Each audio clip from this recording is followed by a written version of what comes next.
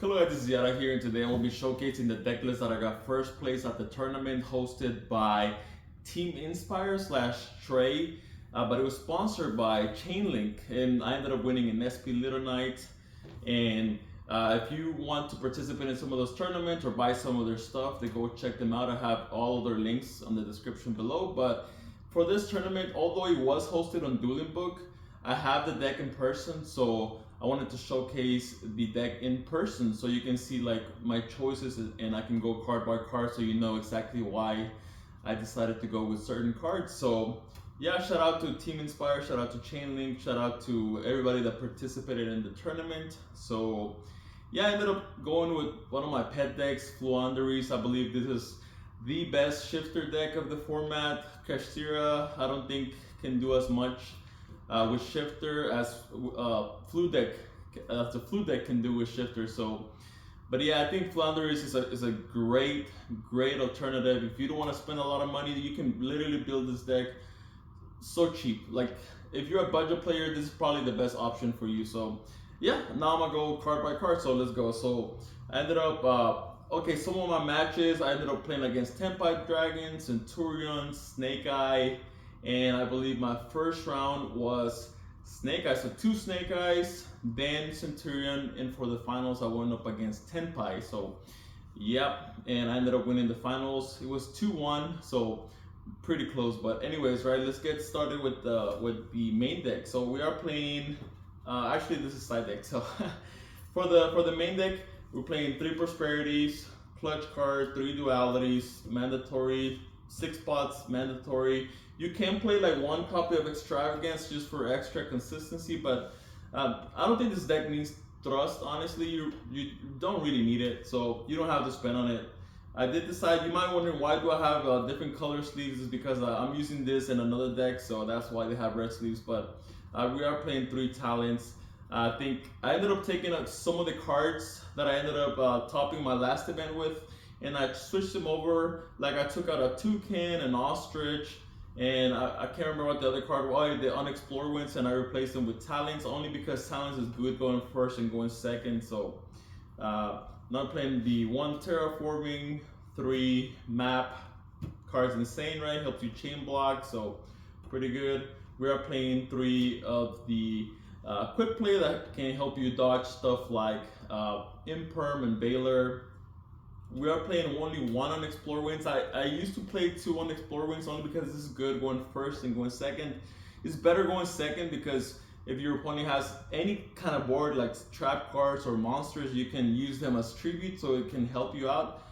But going first, you can like kind of like mulligan your hand. So but I ended up taking 1 out only because the talents, I put in the talents. So we're still playing the 3 Swallows Cowrie. I believe that you're basically playing 6 of the same cards. I know that this cannot search as many cards as this can search, but it's still very good. Like Imper and Baylor are some of the most popular hand traps of the format, so you're gonna want to play this. So, and now that we're going to monsters, we are playing 3 M-Pen. I believe that 3 is the right amount of M-Pens. Not on once per turn. Card's insane. A lot of people have to read this card over and over again, and they still don't comprehend the effect to half the attack is once per battle. So this card's insane. This card's insane. The searching, the summon not once per turn. Card's absolutely broken. 1 Risa loop, insane. 1 Apex Avian. Apex Avian is one of those cards that I've thought about cutting, but it comes up so clutch whenever it's like a simplified game state where you're like, I need an Omni Negate just to close out this game because they're on top deck mode or something along those lines. 3 Shifter, once again the best shifter deck of the format. 3 Robina, the 1 card starter. 3 Eaglin, I wish this was a 1 card starter, but with all the other cards you're running, a lot of the time it does become a 1.5 card starter. Like if you open this plus map, or this plus this, or this plus ostrich, in some scenarios you can combo off. So we are still playing the copy of the Simorga Bird of Perfection.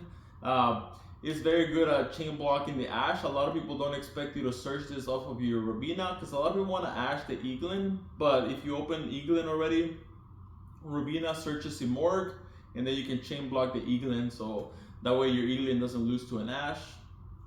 We're playing one Toucan, one Ostrich. I used to play these at 2 each, but I thought to myself, I'm like, if you know how to play this deck, you don't really need the doubles of these, but sometimes they come in useful, but I think just 1 and 1 is good enough. We are playing the 1 Crow, searchable hand trap, why wouldn't we? 1 of the trap card, Dreaming Town, and 1 Rivalry. One of the best cards of the deck against my Centurion opponent. I started off with Eaglin, he ashed it, and then no. I think I started off with Robina, he ashed it. I looked at his hands with talents, and he had the nuts. He had like Twin Twisters, he had Ghost Ogre, he had and he had a starter as well. So I opened Rivalry, so I ended up putting back the Twin Twisters, and he was like, "Oh, you have a floodgate, don't you? You have a floodgate." I'm like, "Indeed, I do." I had Rivalry in hand, and Rivalry carried me to the victory. Now for the side deck, we are playing 1 Call by the Grave. Good when you know you're gonna go first. 1 of the other Simorg Bird against back row decks, very good. Dark Simorg. 3 evenly matched when you know you're going second.